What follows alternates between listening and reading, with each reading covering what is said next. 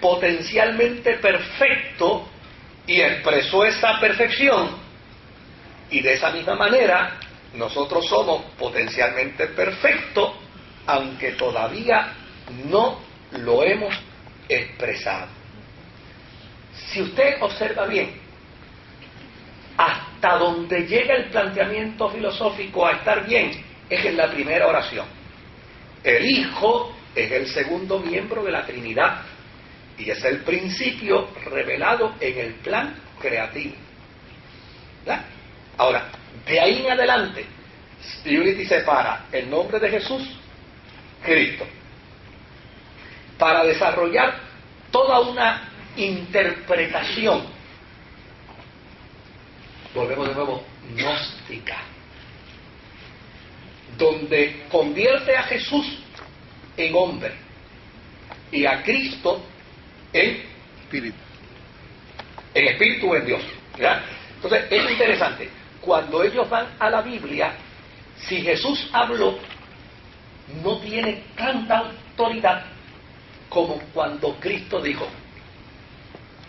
Entonces han desarrollado dos entes distintos en la persona de Jesús. Uno es Jesús el hombre y otra cosa es Jesús el Cristo. Pero lo peor de todo no es eso. Lo peor de todo es que ellos dicen que quien capacitó a Jesucristo para ser hijo de Dios fue el Espíritu Santo. ¿Ve? Entonces, como resultado de ello, Jesús es un ser potencialmente perfecto, porque pudo ser perfecto cuando llegó a ser Cristo. Y asimismo, todos los hombres pueden ser perfectos cuando lleguen a ser ¿qué? Cristo también. Por lo tanto, en el pensamiento filosófico de Unity está invocado que todas las personas pueden convertirse en pequeños dioses. De ahí surge entonces la concepción hinduista que plantea ¿qué cosa? Que los seres humanos logran su karma. ¿Mediante qué? Mediante unos procesos de reencarnación y de transformación hasta que finalmente llegan a donde? A la perfección. Llegan a la perfección. Ahora, en el cristianismo el concepto es distinto. En el cristianismo, para la fe cristiana, Jesucristo es Dios de Dios, luz de luz, verdadero Dios de verdadero Dios, siendo de una sustancia con el Padre, según el credo niceno. Las dos naturalezas de Cristo son inseparablemente conjuntadas. Y esta propuesta de separación de la naturaleza de Cristo, desde luego, no es producto meramente del planteamiento de nuestros amigos de Unity.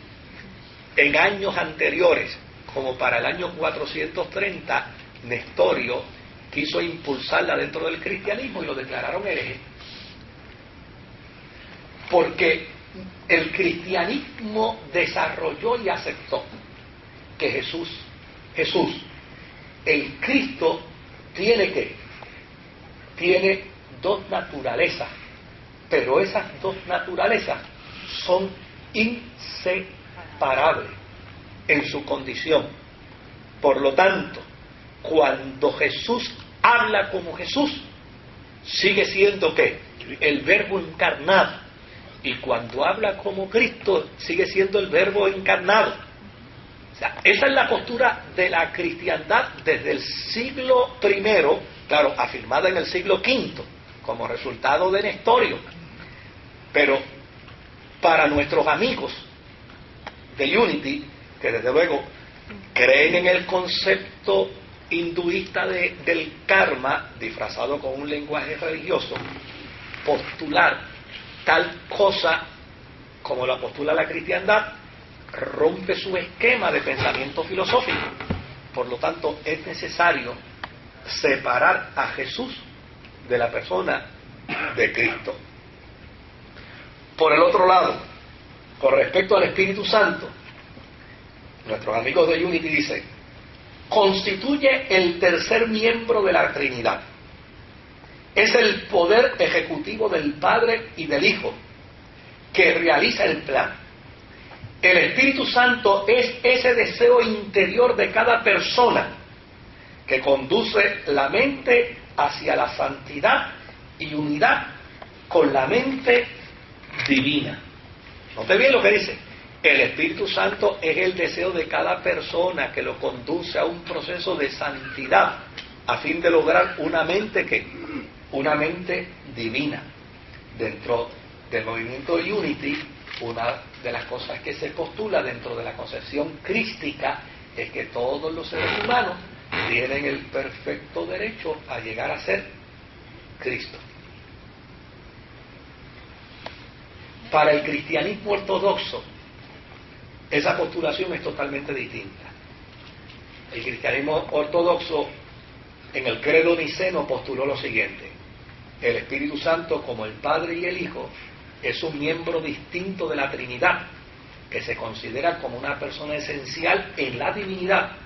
El Espíritu Santo procede del Padre y el Hijo es adorado y glorificado. Habló por los profetas y es Señor y dador de la vida. Según Unity, no puede haber distinción entre Dios y la creación, ¿verdad? El concepto panteísta. Por lo tanto, el Espíritu Santo no puede distinguirse del orden creado. Y ellos dicen que no hay manera de poder aceptar esto de una forma distinta. ¿Cuál es la razón que no acepta esto de una forma distinta? El que se adoptó el pensamiento panteísta, se adoptó el pensamiento gnóstico y se adoptó el pensamiento hinduista. Una vez adoptados esos tres pensamientos, desde luego era más fácil reinterpretar el texto bíblico antes que eliminar, antes que separar los tres pensamientos a los que ya se le había dado la bienvenida. Pastor, Origi no usa la Biblia, ¿verdad? ¿Ah? Sí, cita en la Biblia. Pero son puntos de toca, la Biblia lo ocupa. Por eso, pero cita en la Biblia. Cita en la Biblia. ¿La Reina Valera o tiene alguna versión? No, cita cualquiera. No, sí, no hay problema en eso. Con respecto a la humanidad, ¿qué postula Unity? Ellos dicen, no existe distinción cualitativa entre Dios y la humanidad. Desde luego, si es un movimiento panteísta, no hay distinción. Como en Jesús, en cada uno hay un Cristo innato. La meta consiste en pasar desde la conciencia personal hasta la conciencia crística, o la conciencia de Cristo, o de la conciencia espiritual, natural, a la conciencia espiritual.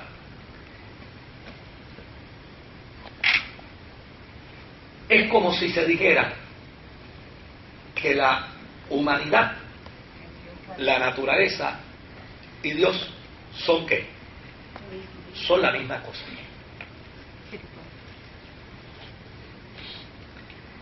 Y realmente no corresponde al pensamiento cristiano. No vamos a discutir el pensamiento cristiano. Lo que decimos es que no corresponde al pensamiento cristiano, porque es un pensamiento panteísta, porque es un pensamiento, obviamente, en ese caso no es gnóstico, porque los gnósticos hacían la separación de manera muy dolorosa, pero sí panteísta, en el sentido de que dicen, bajo ninguna circunstancia podemos separar a Dios de la humanidad y a Dios de la creación. Por lo tanto, el triángulo Dios, creación y humanidad es indisoluble, es inseparable. Y volvemos de nuevo, la Iglesia cristiana postula al Dios inmanente, pero la interpretación del Dios inmanente es un Dios que actúa dentro de lo creado, un Dios que actúa dentro de lo creado, pero Él no es parte de lo creado. Note bien que cuando Jesús oró al Padre, le dijo al Padre, ahora te pido, Padre, que me devuelvas ¿qué?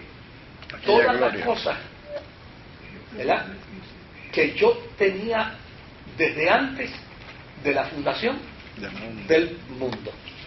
O sea, ese proceso